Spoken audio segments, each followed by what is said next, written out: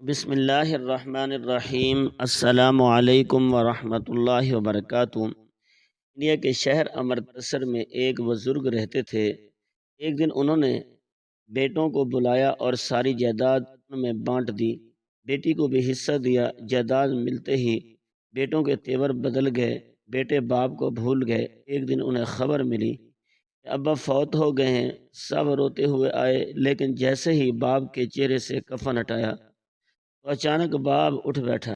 میرا نام گوری ہے اور ہم لوگ امرتسر کے ایک چھوٹے سے گاؤں میں رہتے ہیں۔ یہ گاؤں زیادہ مشہور نہیں تھا، لیکن جو لوگ وہاں کے رہنے والے تھے ان کو اپنے گاؤں سے ایک عجیب سا پیار تھا، ایک تعلق تھا، ایک محنت تھی جسے لفظوں میں بیان نہیں کیا جا سکتا۔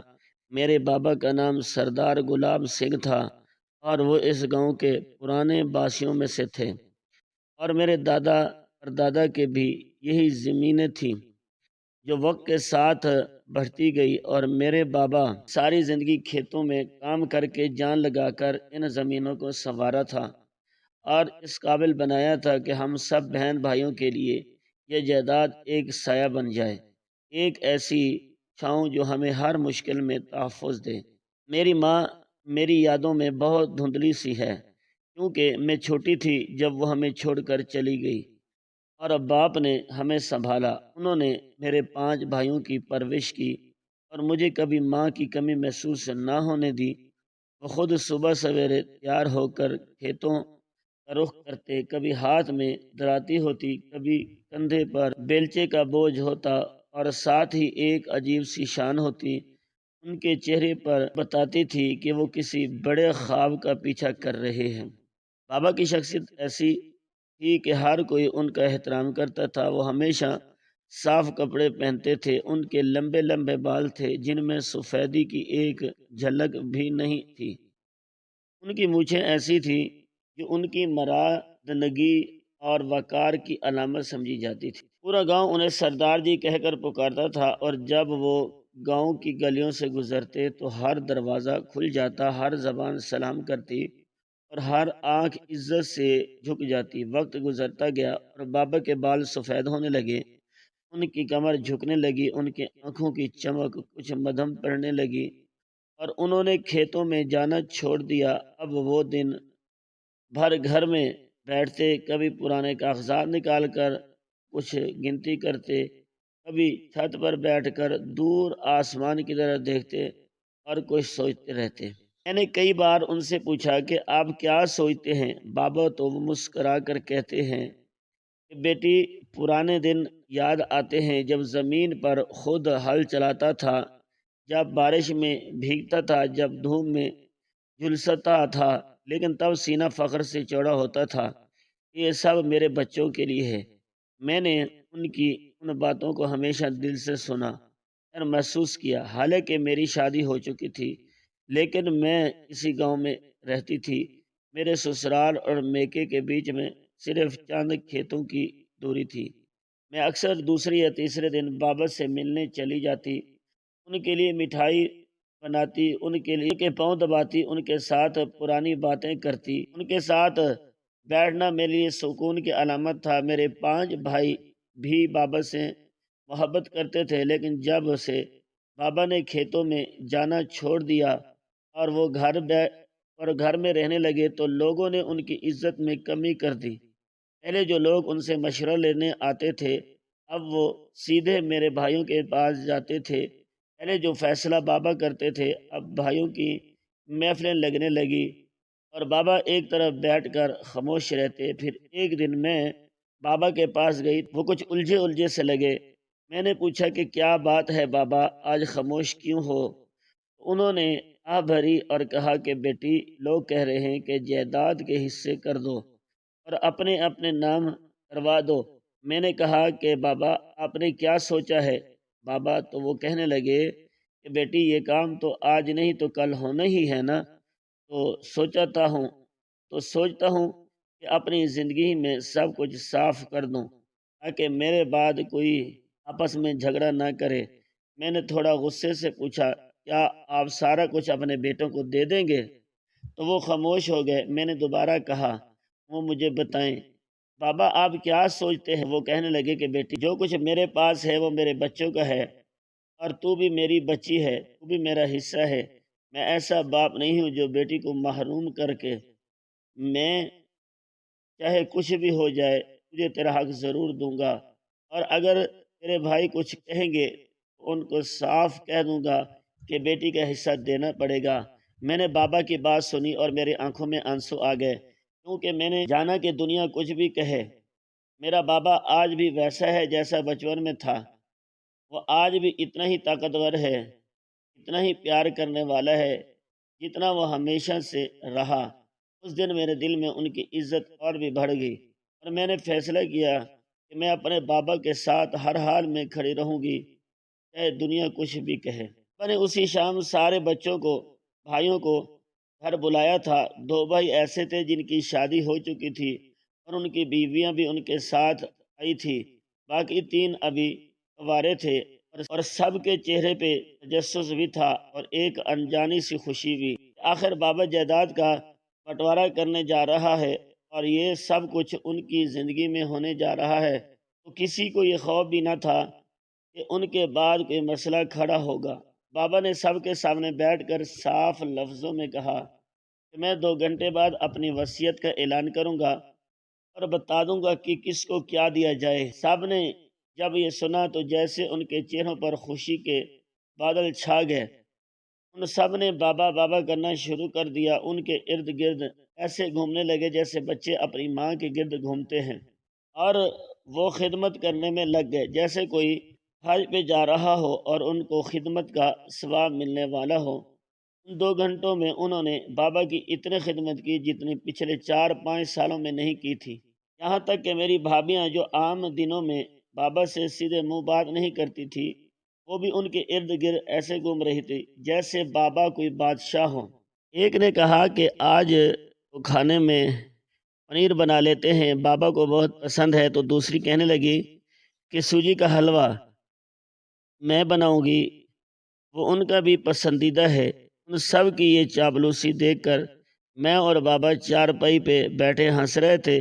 میں نے ان سے ایسا سے کہا کہ بابا آپ کو تو 2 مہینے بعد کہنا چاہیے تھا، تاکہ کم از کم یہ 2 مہینے آپ کی ایسی ہی عزت کرتے جیسے اب کر رہے ہیں۔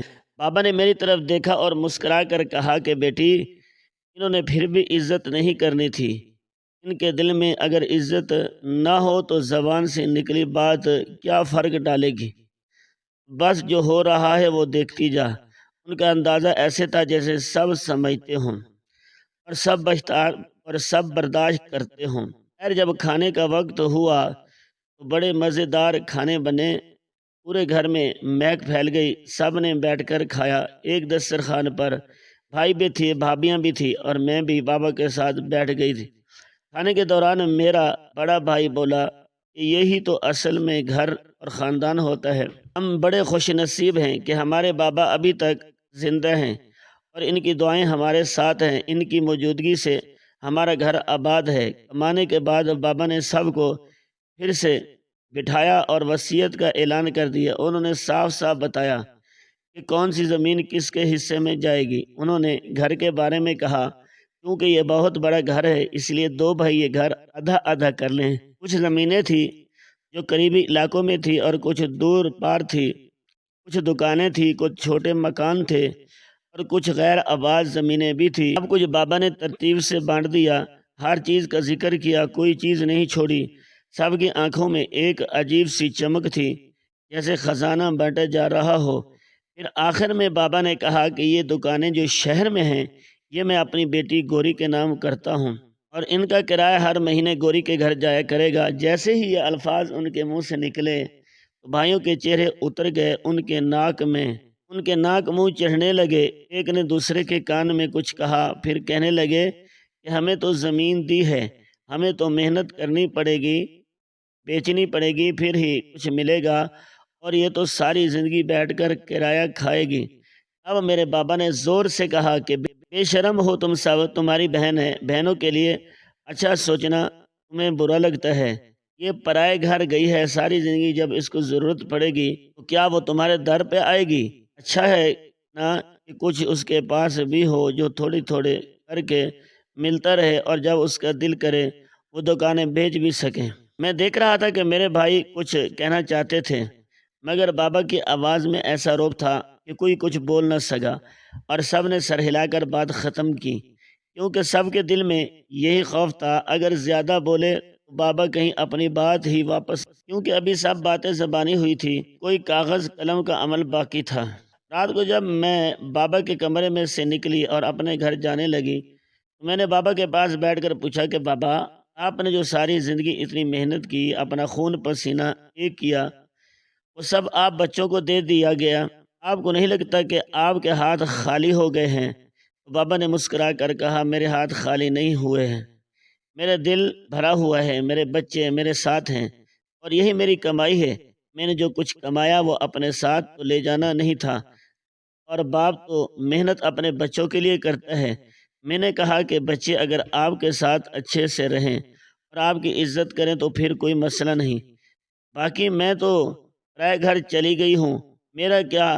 تو بابا نے میری طرف دیکھا، کہا کہ تو پرائے گھر چلی گئی ہے، پھر بھی ہر دوسرے تیسرے دن میرے پاس آتی ہے، میرے لیے اپنی پسند کا کوئی پھل یا فروٹ لاتی ہے، میرے پاس بیٹھتی ہے، میری باتیں سنتی ہے، اپنا فرض پورا کر رہی ہے، اور میں نے یہ دکانیں تیرے نام اس لیے کی ہیں کہ کل کو تجھے کسی کے آگے ہاتھ نہ پھیلانے پڑے۔ میں نے بابا کا ہاتھ پکڑا اور شکریہ ادا کیا، پھر چپکے سے اپنے گھر چلی گئی۔ دل میں ایک عجیب سا سکون اور ایک عجیب سی بے چینی تھی، جیسے کچھ ملا بھی ہے اور کچھ چھن بھی گیا ہے۔ بابا کا ہمیشہ یہ کہنا تھا کہ میں نے اپنے بچوں کو سب کچھ دے دیا ہے، کیونکہ بچے میرے ہیں، اور ایک باپ اگر اپنی ساری زندگی کی کمائی اپنی اولاد پر خرچ نہ کرے تو پھر اس کی محنت کس کام کی۔ لیکن جو کچھ بعد میں ہوا اس نے میرے دل کے اندر ایسے زخم چھوڑ دیے کہ میں آج تک ان کے نشانات نہیں بھول پائی۔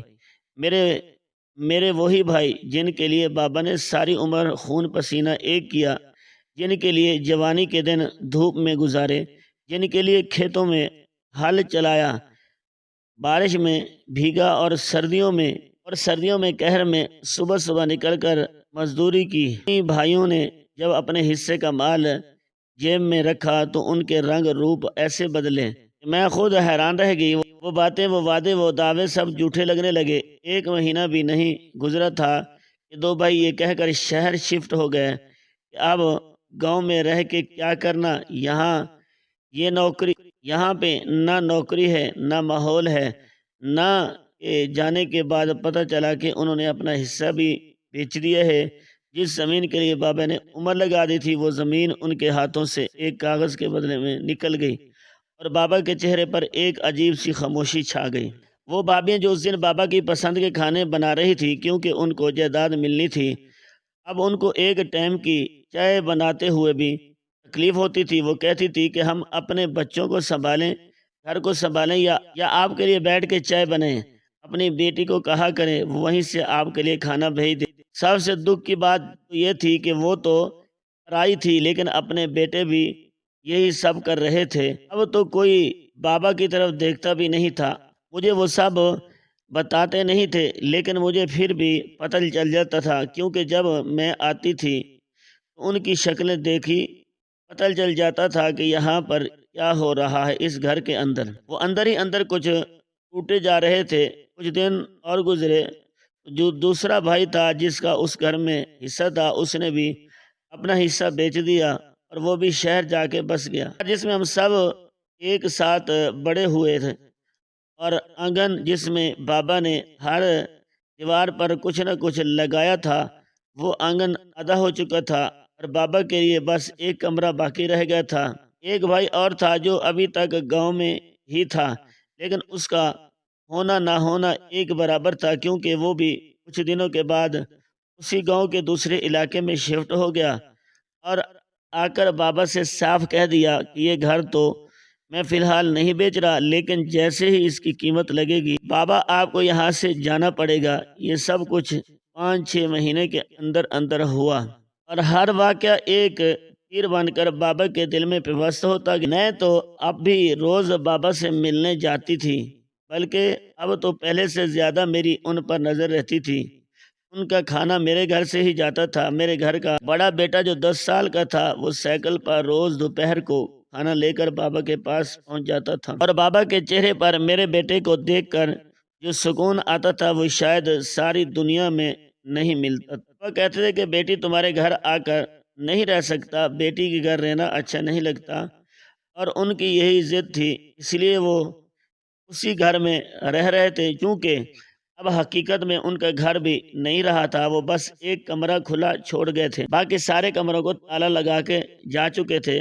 سوچنے کی بات یہ تھی جس کا گھر تھا اس کے لیے ہی تالے لگا گئے تھے۔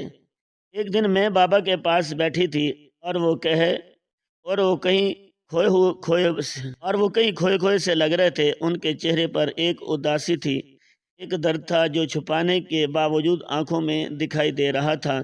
میں نے ان سے کہا کہ بابا آج کل تو ایسا ہی ہوتا ہے، جب بچوں کو ان کے حصے کا کچھ مل جائے تو وہ پیچھے مڑ کر نہیں دیکھتے، اور خاص کر بیٹے تو بہت جلد ہی بدل جاتے ہیں۔ بابا نے میری طرف دیکھا اور دھیرے سے کہا کہ تو ٹھیک کہہ رہی ہے بیٹا، کرتے تو ایسے ہی ہیں، پر تجھے پتہ ہے میں کون ہوں؟ میں نے اس گاؤں میں راج کیا ہے، میں کوئی بادشاہ نہیں تھا، نہ سرپنچ تھا، لیکن میری بات کو سب مانتے تھے۔ لوگ مجھے دیکھ کر اٹھتے تھے، سلام کرتے تھے، میرے فیصلوں پر عمل کرتے تھے، میری عزت کرتے تھے۔ آج میں اتنا بے بس ہو گیا ہوں کہ اپنے ہی بچوں کے رحم و کرم پر آ گیا ہوں، ان کے جنگل میں آ کر بیٹھ جاؤں، یہ تو میں کبھی نہیں ہونے دوں گا۔ میں نے کہا بابا آپ کیا کریں گے، سب اپنی اپنی زندگی میں مصروف ہو چکے ہیں، آپ کو چھوڑ کر چلے گئے ہیں، کل کو اگر بڑے بھائیوں نے گھر بھی بیچ دیا تو آپ کہاں جائیں گے؟ پھر تو آپ کو میرے گھر آنا ہی پڑے گا۔ آپ ساری باتیں چھوڑیں اور میرے ساتھ چلیں، میرے گھر میں جو دکانوں کا کرایہ آتا ہے آپ وہ اپنے پاس رکھا کریں، اسی سے اپنے خرچہ اٹھا لیا کریں، تاکہ میرے شوہر کو بھی کوئی مسئلہ نہ ہو۔ ویسے بھی وہ اتنے بڑے انسان نہیں ہیں کہ آپ کے آنے پر کچھ بولیں گے، نہ کچھ تانا دیں گے۔ میں بابا کو سمجھا رہی تھی کہ اب وہ کیا کریں، ان کو کیا کرنا چاہیے، لیکن بابا کچھ اور ہی سوچ رہے تھے، ان کے دل میں کچھ اور ہی چل رہا تھا۔ ان کے چہرے سے ایسا لگتا تھا جیسے انہوں نے کوئی فیصلہ کر لیا ہو اور وہ مجھ سے چھپا رہے ہوں، یا تو صرف دکھ تھا، یا وہ ہار مان چکے تھے، یا پھر وہ کچھ ایسا کرنے جا رہے تھے جس کا مجھے اندازہ نہیں تھا۔ پھر مجھے اتنا ضرور پتہ تھا کہ وہ اندر سے بہت ٹوٹ چکے تھے اور خاموشی سے سب سہ رہے تھے، جیسے اندر ہی اندر کوئی جنگ چل رہی ہو۔ صبح کا وقت تھا اور ہر چیز پہلے کی طرح عام لگ رہی تھی۔ میرے دل میں عجیب سی بے چینی تھی، جسے کچھ ہونے والا ہو، اور میں کچن میں ناشتہ تیار کر رہی تھی کہ اچانک میرا فون بجا۔ میں نے جب اسکرین دیکھی، وکیل صاحب کا نمبر تھا، جو بابا کے پڑوس میں رہتے تھے اور بابا کے بچپن کے بہت قریبی دوست بھی تھے۔ مجھے حیرت ہوئی، کیونکہ بابا کے پاس میں نے خود فون دیا تھا اور ان سے کہا تھا کہ اگر کوئی بھی پریشانی ہو تو مجھے فوراً فون کر دینا، لیکن بابا نے فون نہیں کیا، بلکہ وکیل صاحب کی کال آ گئی۔ میں فوراً کال اٹھائی اور اندر ہی اندر دل دھڑکنے لگا۔ مجھے لگا کہ شاید بابا بیمار ہو گئے ہیں یا گر گئے ہیں، لیکن جو بات انہوں نے کہی اس نے مجھے ایک لمحے میں توڑ دیا اور میرے پورے وجود کو ہلا کر رکھ دیا۔ وکیل صاحب کہنے لگے کہ بیٹا تمہارا بابا اس دنیا میں نہیں رہا۔ میں نے صبح صبح سوچا کہ ان سے سلام کر آؤں۔ کل انہوں نے کہا تھا کہ میں مارننگ واک پہ جانا ہے۔ میں گیا تو دیکھا کہ وہ اپنے بستر پر ایک دم خاموش لیٹے ہوئے ہیں، ان کی آنکھیں بند تھی اور وہ سانس نہیں لے رہے تھے۔ بیٹا میں نے تمہارے چچاؤں کو بھی فون کر دیا ہے، وہ بھی آ رہے ہیں، تم جلدی سے آ جاؤ۔ میں تو ایسے اٹھی جیسے میرے پیروں کے نیچے سے زمین نکل گئی ہو، اور میں دوڑتی ہوئی اپنے بابا کے گھر پہنچی۔ دل دھڑک رہا تھا، آنکھیں نم ہو چکی تھی اور دماغ نے ماننے سے انکار کر دیا تھا کہ بابا چلے گئے ہیں۔ میں جیسے ہی اندر گئی، وہی صحن جہاں ہم سب بہن بھائی کھیلتے تھے، جہاں بابا نے کتنے دن دھوپ میں گزارے تھے، وہاں ایک چارپائی رکھی تھی جس پر بابا کفن میں لپٹے ہوئے خاموش پڑے تھے۔ ان کی آنکھیں بند تھی، چہرہ اتنا پرسکون تھا کہ جیسے کسی نے ساری تھکن اتار دی ہو۔ میں ان کی طرف بڑھی، وکیل صاحب نے مجھے پکڑ لیا اور کہا کہ بیٹا بس حوصلہ رکھو، جو ہونا تھا وہ ہو گیا۔ میں ان کے کندھے سے لگ کے رونے لگی، میرا دل جیسے پھٹنے لگا تھا۔ میں ان کی لاڈلی بیٹی تھی، بابا کی ہر بات کا راز دار، ان کی ہر خوشی کی گواہ اور ہر دکھ کی ساتھی۔ میں وہی بیٹی تھی جو ان سے زیادہ کسی اور کی نہ تھی۔ ان کے گلے لگ کے رونا چاہتی تھی، پر وہ تو کفن اوڑھ چکے تھے۔ میں سیٹ پہ جا کر بیٹھ گئی اور سر پکڑ کر رونے لگی۔ دل جیسے قابو میں نہ تھا، میرے آنسو رکتے ہی نہیں تھے۔ اتنے میں میرا وہ بھائی آیا جو اسی گاؤں کے دوسرے علاقے میں رہتا تھا۔ وہ اندر آیا اور جیسے ہی بابا کو دیکھا تڑپ کے رہ گیا، رونا شروع ہو گیا اور کہنے لگا کہ بابا ہمیں چھوڑ کے کہاں چلے گئے؟ آپ کو تو ابھی بہت جینا تھا، ابھی تو ہم نے آپ سے باتیں کرنی تھی۔ تھوڑی دیر بعد باقی سب بھائی بھی آ گئے اور بابا کے چارپائی کی گرد بیٹھ کر رونے لگے۔ میں نے اونچی آواز میں روتے ہوئے کہا، تم لوگوں نے تو جیتے جی ان کو مار دیا، تم لوگوں نے ان کو اکیلا چھوڑ دیا۔ وہ جو تمہارے لیے ساری عمر کھیتوں میں جیتے رہے، ان کی ایک ایک ہڈی میں تم سب کی محبت دبی تھی۔ تم لوگ اپنے اپنے حصے لے کر شہر جا بسے اور انہیں یہاں اکیلا چھوڑ دیا۔ تم نے کبھی سوچا بھی کہ وہ کیسے جی رہے تھے؟ میں بولی جا رہی تھی اور سب کے چہروں پر شرمندگی کے بادل چھا چکے تھے۔ میرے بڑے بھائی نے کہا کہ ہاں، ہم سے غلطی ہوئی ہے، ہم سے بہت بڑا پاپ ہو گیا۔ ہم نے جائیداد بیچ کر شہر جا کے کاروبار کیا، لیکن وہ بھی نہ چلا، ہمیں ہمارے کرموں کی سزا مل رہی ہے۔ ایک بھائی کہنے لگا کہ میں تو بیمار ہو گیا، جتنے پیسے ہیں وہ ساری بیماری پہ لگ جائیں گے، ہمیں بابا کی بد دعا لگ گئی ہے، ہم نے ان کا دل دکھایا ہے۔ سب بھائی سر جھکائے بیٹھے تھے اور بار بار رونے لگتے تھے، کہہ رہے تھے کہ کاش ایک دفعہ بابا واپس آ جائیں، ہم ان سے معافی مانگ لیں۔ لیکن بابا تو جا چکے تھے، ان کی آنکھیں بند ہو چکی تھی، ان کا دل جو ہم سب کے لیے دھڑکتا تھا وہ ہمیشہ کے لیے خاموش ہو چکا تھا۔ سب کی آنکھوں میں آنسو تھے، سب کے چہرے پر اداسی تھی، ہر کوئی شرمندگی میں ڈوبا ہوا تھا۔ اور میں دیکھ رہی تھی کہ وہی بھائی جو کل تک بابا کو اپنے فیصلوں سے نکال چکے تھے، آج ان کے قدموں میں بیٹھے تھے۔ لیکن اب دیر ہو چکی تھی، بابا اس دنیا سے جا چکے تھے اور پیچھے چھوڑ گئے تھے وہ سوالات جن کے جواب شاید کبھی نہ ملیں گے۔ گھر میں کوہرام مچا ہوا تھا، لوگ ایک دوسرے سے لپٹ کر رو رہے تھے۔ عورتیں چھتوں اور دہلیزوں پر بیٹھی بین کر رہی تھی، بچے سہمے ہوئے تھے، کسی کو کچھ سمجھ نہیں آ رہا تھا کہ کیا کیا جائے اور کس سے کہا جائے۔ سب کی نظریں دروازے پر لگی ہوئی تھی، کیا وہ جنازہ اٹھے گا اور بابا ہم سب سے ہمیشہ کے لیے جدا ہو جائے گے۔ اسی دوران جب وکیل صاحب کمرے کے اندر داخل ہوئے تو ان کے ہاتھ میں کاغذات کا ایک لندہ تھا اور ان کے چہرے پر سنجیدگی کے آثار تھے، اور ایسا ایسا چلتے ہوئے بابا کی میت کے قریب پہنچے اور بڑی نرمی سے بولے کہ اب انہیں لے جانا ہوگا کیونکہ قبر کھودی جا چکی ہے اور امام صاحب بھی آ چکے ہیں۔ جیسے ہی الفاظ وکیل صاحب کے منہ سے نکلے، میرے سب سے چھوٹے بھائی نے زور زور سے رونا شروع کر دیا۔ وہ چیخیں مار مار کر بابا کے پاس گیا اور ان کی مردہ جسم کے قریب بیٹھ کر ان کے بازو کو پکڑ لیا اور کہنے لگا کہ میں انہیں کہیں نہیں جانے دوں گا، یہ میرے بابا ہیں، میں انہیں کبھی بھی جدا نہیں ہونے دوں گا۔ ابھی وہ یہ سب کہہ ہی رہا تھا کہ اچانک بابا نے دوسرا ہاتھ اٹھایا اور اس کے ہاتھ کو تھام لیا اور دھیرے سے کہا کہ تیرا باپ بھی کہیں نہیں جائے گا۔ سب لوگ جیسے سکتے میں آ گئے، کسی کو یقین نہیں آ رہا تھا کہ جو شخص ابھی تک کفن میں لپٹا ہوا ہے، بے جان پڑا تھا، وہ اچانک کیسے ہل سکتا ہے اور کیسے بول سکتا ہے۔ میرے بھائی نے ایک زوردار چیخ ماری اور پیچھے کی طرف کر گرا۔ باقی سب لوگ بھی حیرت کے مارے یا تو دروازے کی طرف بھاگے یا پھر دیواروں سے لگ کر کھڑے ہو گئے، ایسے کسی جن کو دیکھ لیا ہو۔ لیکن مجھے ذرا بھی حیرانی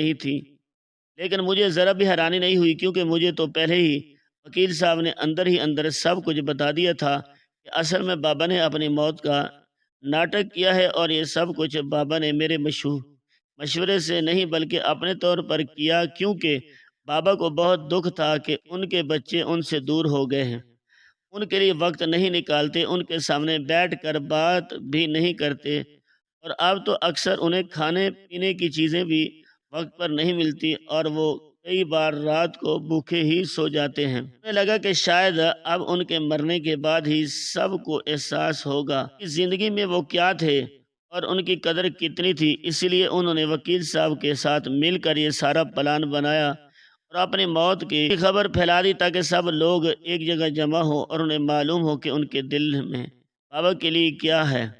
بابا نے خود کو مردہ ظاہر کیا اور گاؤں والوں کو ساتھ اداکاری کی، جس کا اثر یہ ہوا کہ سب لوگ رونے لگے، اور جب انہوں نے سنا کہ بابا زندہ ہے تو وہ رو بھی رہے تھے اور خوش بھی ہو رہے تھے کہ چلو بابا ابھی بھی ہمارے ساتھ ہے۔ سب نے باری باری بابا کے گلے لگ کر معافی مانگی اور وعدہ کیا کہ وہ اب کبھی بھی انہیں اکیلا نہیں چھوڑیں گے، ان کا زیادہ خیال رکھیں گے اور ان سے محبت سے پیش آئیں گے۔ پھر ایک کہکا فضا میں گونجا، جب سب کو اندازہ ہوا کہ یہ سب کچھ بابا کے دماغ کی ہی کارستانی تھی جو صرف وہی سوچ سکتے تھے۔ میں نے بھی زور سے ہنستے ہوئے کہا، مجھے تو پہلے ہی بتا دیتے، ورنہ اس صدمے میں تو میں خود ہی مر چکی ہوتی۔ جب میں نے کچھ سال بعد واپس آ کے یہ سب دیکھا تو میرے دل میں ایک عجیب سا سکون پیدا ہوا، کیونکہ ایک وقت وہ بھی تھا جب میں ہر وقت کسی سوچ میں گم رہتی تھی کہ میرے بھائیوں کا کیا بنے گا، کس طرف جا رہے ہیں، کس راہ پہ چل رہے ہیں۔ کہیں ایسا نہ ہو کہ کوئی کسی غلط راہ پر نکل جائے یا کسی کے ساتھ ایسا واقعہ پیش آ جائے جو ہمارے پورے خاندان کا سر جھکا دے۔ لیکن جیسے جیسے ہی دن گزرے مجھے اندازہ ہوتا گیا کہ میرے بابا کی طبیعت، ان کے فیصلے، ان کا انداز ہی سب سے اعلیٰ تھا۔ انہوں نے صرف سب کو ایک چھت تلے اکٹھا کیا، بلکہ سب کی رہنمائی ایسے کی جیسے ایک سایہ دار درخت اپنی ٹھنڈی چھاؤں میں سب کو سمیٹ لیتا ہے۔ جو بھائی کاروبار کرنا چاہتے تھے ان کو سمجھایا کہ اکیلے کچھ بھی نہیں ہو سکتا، اگر خاندان ساتھ ہو تو نقصان بھی سہنا آسان ہو جاتا ہے اور منافع بھی سب میں بنتا ہے، تو سب کی خوشی میں اضافہ ہوتا ہے۔ جو بھائی تعلیم حاصل کرنا چاہتا تھا اسے بھی روکنے کی کوشش نہیں کی گئی، بلکہ کہا کہ اگر تم واقعی دل سے پڑھنا چاہتے ہو جاؤ اور علم حاصل کرو، کیونکہ تعلیم وہ خزانہ ہے جو کبھی ختم نہیں ہوتا اور انسان کو کسی کا محتاج نہیں رہنے دیتا۔ اور اس فیصلے سے میری اس بھائی کی زندگی ہی بدل گئی۔ اس نے نہ صرف ڈگری حاصل کی بلکہ آج وہ بیرون ملک ایک بہت بڑی کمپنی میں ملازمت کر رہا ہے اور ہر مہینے باقاعدگی سے بابا کو پیسے بھیجتا ہے۔ باقی جو یہاں رہ گئے تھے ان کو بابا نے اپنے ارد گرد رکھا، ان کو صبح اٹھنے سے لے کر رات سونے تک اوقات کار سمجھانے، ان کے ساتھ بیٹھ کر حساب و کتاب کروایا، ان کو اپنے جاننے والوں کے ساتھ متعارف کروایا، ان کو بتایا کہ زندگی میں کیسے لوگوں سے ملنا ہے اور کیسے بات کرنی ہے، کون سا وقت کاروبار کے لیے موزوں ہوتا ہے اور کس وقت صرف اپنے گھر والوں کو وقت دینا چاہیے۔ ان سب باتوں سے میرے بھائیوں میں ایک نرمی آ گئی، ایک سنجیدگی آ گئی، اور سب سے بڑھ کر ان کو یہ سمجھ آ گئی کہ اگر ہم نے اپنی زندگی بہتر بنانی ہے ہمیں اپنے باپ کے تجربے سیکھنا ہوگا۔ مجھے یاد ہے کہ ایک دن سب بھائی صحن میں بیٹھے تھے اور بابا نے کہا کہ بیٹا، زندگی میں سب سے اہم چیز عزت ہے۔ اگر تم نے ایسا بنا لیا مگر عزت نہ بنا سکے تو سب کچھ بیکار ہے، اور اگر تم نے عزت بنا لی تو پیسہ خود تمہارے پیچھے آئے گا۔ اس بات نے سب کے دل کو اثر کیا اور آج میرے سب بھائی ایک دوسرے سے محبت کرتے ہیں، سب ایک دوسرے کا خیال رکھتے ہیں، کوئی کسی سے اونچی آواز میں بات نہیں کرتا۔ مجھے ایسے لگتا ہے جیسے میرا گھر جنت کا ٹکڑا بن گیا، اور اس سب کا سہرا میرے بابا کو جاتا ہے جنہوں نے نہ صرف ایک باپ کا فرض نبھایا بلکہ ایک رہنما کا کردار بھی ادا کیا۔ میں دل سے مانتی ہوں کہ صرف ایک باپ ہی اپنی اولاد کو سنوار سکتا ہے، چاہے وہ جتنے بھی بڑی ہو جائے، چاہے وہ بال بچے والی ہی کیوں نہ ہو۔ ایک باپ کا کہا ہوا حرف آخر ہوتا ہے، اور اگر بابا میرے بابا جیسے ہوں تو پھر کامیابی یقینی ہوتی ہے۔ اس لیے میں یہی کہنا چاہوں گی کہ میرے بابا نے جو کیا وہ بالکل درست کیا، اور اگر ہر باپ ایسا کرے تو شاید ہمارا معاشرہ سنور جائے اور آنے والی نسلیں بہتر راستوں پہ چل سکیں۔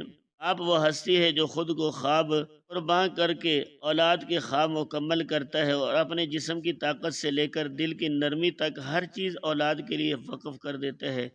لوگ اکثر ماں کی ممتا کو یاد رکھتے ہیں لیکن باپ کی شفقت کو بھول جاتے ہیں، کیونکہ وہ شفقت خاموش ہوتی ہے، اس میں شور نہیں ہوتا لیکن اس کے گونج پوری زندگی میں محسوس ہوتی ہے۔ باپ دن رات محنت کرتا ہے، پسینہ بہاتا ہے، کبھی گرمی کبھی سردی، پرواہ نہیں کرتا، لیکن اس کے چہرے پر تکن کا شائع تک نہیں ہوتا تھا، کیونکہ اس کے دل میں بس ایک خواہش ہوتی تھی کہ میری اولاد کو وہ سب مل جائے جو مجھے نہ ملا۔ وہ چپ چاپ محرومیاں سمیٹ کر بچوں کے قدموں میں